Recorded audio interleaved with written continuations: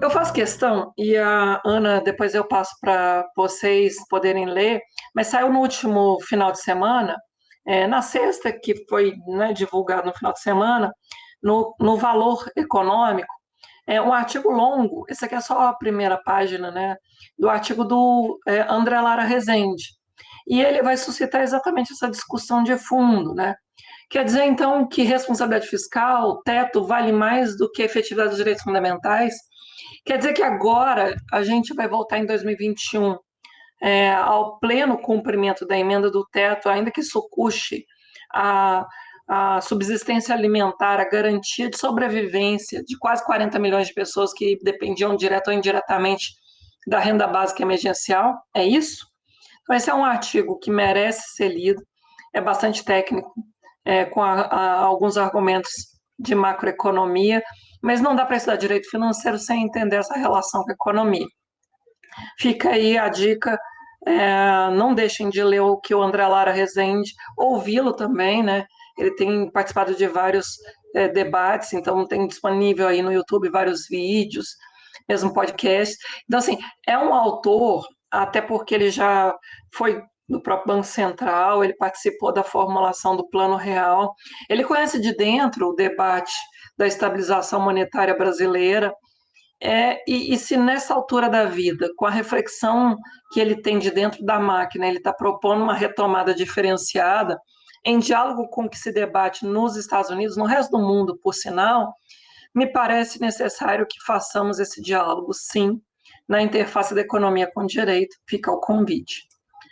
Bom, Ana, eu fiz essa introdução e reconheço um tanto longa para chegar com um pouquinho mais de maturidade no debate do que seja planejamento.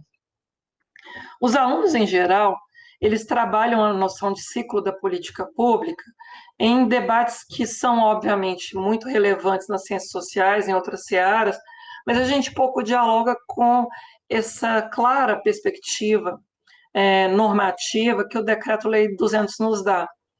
Eu suscito a necessidade de a gente buscar esse lastro jurídico, esse lastro normativo, para pensar o ciclo da política pública, inclusive porque vige, né, está vigente no ordenamento brasileiro há mais de 50 anos. Né?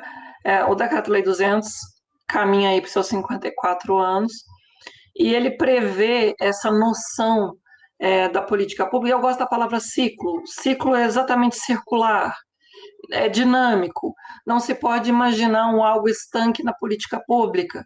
Inclusive isso, eu tenho dito aos amigos do sistema de controle, né? Eu sou membro do Ministério Público de Contas do Estado de São Paulo, dialogo muito com os colegas da magistratura, do Ministério Público Estadual e Federal, e mesmo dentro dos tribunais de contas, os conselheiros, os agentes de controle como um todo, os auditores.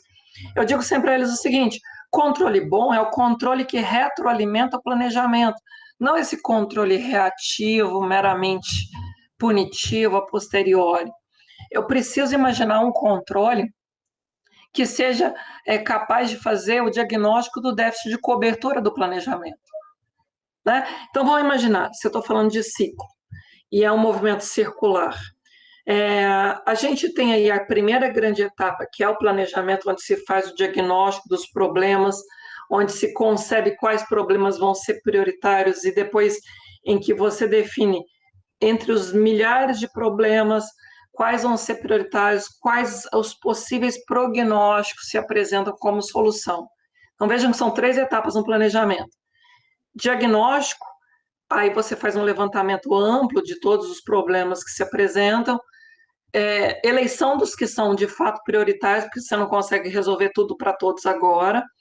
Depois que você elege quais os prioritários, você vai fazer o cotejo das possíveis soluções. Então, a noção de prognóstico, né? Comparando as soluções. Às vezes você vai fazer execução direta, vai abrir uma autarquia, uma fundação, contratar servidores mediante concurso, às vezes você vai fazer uma terceirização para o terceiro setor, ou mesmo vai fazer o repasse para o ente subnacional. Né? Então, assim, PPP, convênio, tem vários instrumentos do ponto de vista de prognóstico para tentar pensar a resposta de uma política pública. Isso já no planejamento, concebendo metas físicas e financeiras.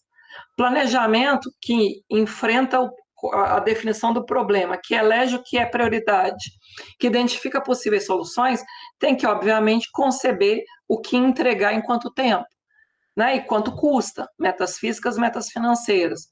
Lá no Decreto-Lei 200, o planejamento ele não é só planejamento orçamentário, ele é plano geral de governo, plano setorial, plano regional, ele vai dialogar todos eles. É claro que o Decreto-Lei 200, porque é anterior à Constituição de 88, ele vai sofrer, obviamente, as nuances, as influências do novo marco constitucional. Ele foi recepcionado e, portanto, é na medida do que couber que essas regras continuam ou não em vigor. Mas, assim, é uma dimensão importante, interessante vocês tentarem entender no Decreto-Lei 200. E vejam, o Decreto-Lei 200 é uma reforma administrativa. Hoje se fala tanto da PEC 32 de reforma administrativa, né? O Decreto-Lei 200 foi a grande reforma administrativa do período da ditadura dos militares. E tem dispositivos aqui muito interessantes para a gente investigar e dizer, mas por que não se cumpriu isso? Por que não se implementou? A racionalidade aqui é muito clara, né? Um breve parêntese. Além de bacharel em Direito, eu também me formei em Administração Pública. E eu fui da carreira de EPPGG, né, especialista em Políticas Públicas e Gestão Governamental, por cerca de uma década, um pouquinho mais de 10 anos. Então, assim, a gente estudava lá na Fundação João Pinheiro, na Escola de Governo da Fundação João Pinheiro, exatamente essa noção de reforma administrativa no sentido de quais os meios disponíveis para entregar os fins pretendidos. A noção weberiana de dominação racional legal. E esse artigo 6º do Decreto-Lei 200, ele me parece subutilizado na realidade brasileira. A gente não faz esse debate da eleição, primeiro, da identificação dos problemas, da eleição de quais problemas são prioritários e depois a identificação de soluções. A gente não faz o básico. Ana, o óbvio no Brasil não é fácil. A gente está falando de obviedades.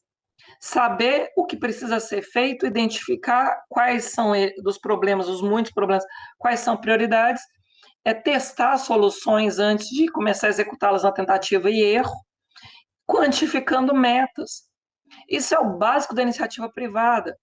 E aí, veja, as duas etapas, as três grandes etapas intermediárias, aí, os incisos 2, 3 e 4, desse artigo 6º do Decreto-Lei 200, são estratégias que me parecem o núcleo de por que a política pública não funciona adequadamente no Brasil. Até se planeja de vez em quando para inglês ver, mas assim, a gente não consegue ter boa coordenação, os cargos comissionados são trocados como se troca de camisa, né? A gente não tem capacidade de manter a memória do serviço. Acabou de entrar aí os novos prefeitos acabaram de entrar e eles já começaram a trocar secretários municipais de saúde, quadro de pessoal comissionado. E, Ana, uma grande explicação para o atraso na vacinação, para essa letargia que a gente está tendo, mesmo com as doses já disponibilizadas, né? Essa troca de estrutura de comissionados a partir do nível municipal, mas não apenas, do nível dos estados da União. Se passa uma reforma administrativa que amplia ainda mais essa margem de liberdade discricionária na indicação do nível tático de comando, né, as diretorias, as secretarias, esse nível intermediário, a superintendência, o risco é de a gente não conseguir sair do zero. A gente continuar repetindo os erros, reinventando a roda, e cada gestor que entra simplesmente quer apagar a memória do serviço para começar do zero e falar que foi ele que fez tudo sozinho. Não é verdade. Política pública boa é a política pública que aprende com aquilo que se construiu no passado, corrigindo os erros, aprimorando. Né? A gente tem que ter, inclusive, essa dimensão de a política pública que funciona, ela tende a ser silenciosa, as pessoas não reclamam. Só de já não reclamar é um elogio imenso para a política pública que funciona bem. E aí, veja, Ana, o último inciso desse artigo 6º, que me parece absolutamente relevante para os alunos pensarem, é o controle, mas não o controle repressivo, esse controle tal como tem sido enfatizado muito nos últimos anos. Não, é o controle do artigo 14 do Decreto-Lei 200, que vai falar do binômio custo-risco. Eu vou passar para a gente poder enfrentar um pouquinho, eu vou voltar no binômio custo-risco daqui a pouco, mas guardem isso. O controle não pode ser mais oneroso do que o risco que ele vai mitigar. Né? A gente tem no Brasil, ao meu sentir, um fardo muito grande de uma burocracia do controle que acaba também atrasando o processo decisório. Então, ao invés de o controle ser pedagógico e retroalimentar o planejamento, de ele permitir essa aprendizagem recíproca, fazer o ciclo da política pública, um ciclo de aprendizagem social, de experimentação e aprendizagem social, o controle acaba criando uma espécie de paralisação decisória, de infantilização do gestor, que não agrega. Aí você não consegue fazer com que a sociedade efetivamente perceba aquela efetiva entrega de bens e serviços lá do parágrafo 10 do artigo 65. Esse slide eu trouxe da minha, sobretudo, observação direta. Eu estou aqui há 9 anos no Ministério Público de Contas, vejo contas de prefeituras quase todos os dias. Na minha atribuição direta, né, de fiscalização, eu tenho 82 prefeituras para acompanhar, prefeituras e câmaras de vereadores. Então, assim, é uma super exposição a dados concretos todos os dias. E eu te digo com muita tranquilidade, eu digo para os alunos que nos acompanham com muita tranquilidade, o grande nó, né, o grande impasse da baixa qualidade do gasto público, como eu já disse, não é nada assim muito complexo, sofisticado, distante, é óbvio, mas infelizmente esse óbvio ele é absolutamente interditado. A solução do que é óbvio no Brasil, infelizmente, não é fácil. Por quê? Porque tem muitos interesses superpostos, frustrando essa busca de planejamento, ordenação legítima de prioridades, a ideia de o executado ser conforme o planejado. Por quê? Porque no meio do caminho tem uma série de intermediários, de interesses escusos, se apresentando como solução milagrosa. E aí todo mundo quer apresentar o seu nicho de mercado, o próprio gestor, como eu dizia para vocês, quer ter o seu ganho de curto prazo eleitoral. Então, assim, ao invés de fazer o cumprimento racional, intertemporal, das soluções já concebidas a partir de um diagnóstico pactuado com a sociedade dos problemas prioritários, todo mundo quer apresentar a sua escolha pessoal, discricionária, como a prioridade da sociedade, e aquilo, assim, de forma a não passar pelo crivo do enfrentamento das audiências públicas, o debate coletivo. É sempre soluções opacas, discricionárias, tomadas de afogadilha, num redesenho que beira o cheque em branco. O redesenho que acontece pelos executivos, com base em créditos adicionais suplementares, o redesenho que acontece com esse assédio, literalmente, por todo tipo de verbas, de contratos, na verdade, a falta de clareza de o que é prioridade.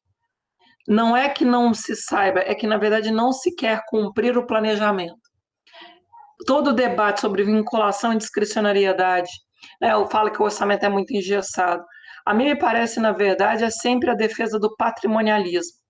Ana, o debate de Weber, Max Weber, é absolutamente central nesse momento da realidade brasileira. O Brasil ainda está preso no modelo patrimonialista, aquele modelo de liderança carismática, de liderança tradicional. E olha que é carismática à esquerda e à direita, a gente não tem polarização nisso, não. O gestor carismático, ele quer ser o salvador da pátria, ter a liberdade total de definir os rumos do país, não quer cumprir as leis, não quer ter limites impessoais, não quer cumprir o planejamento pactuado com o parlamento. E aí fica esse debate de impositividade orçamentária também esgarçando, indo para a esfera absolutamente errática das apenas emendas parlamentares impositivas. Se você tem curiosidade de saber mais sobre o orçamento público e o seu planejamento, fique conosco no próximo bloco.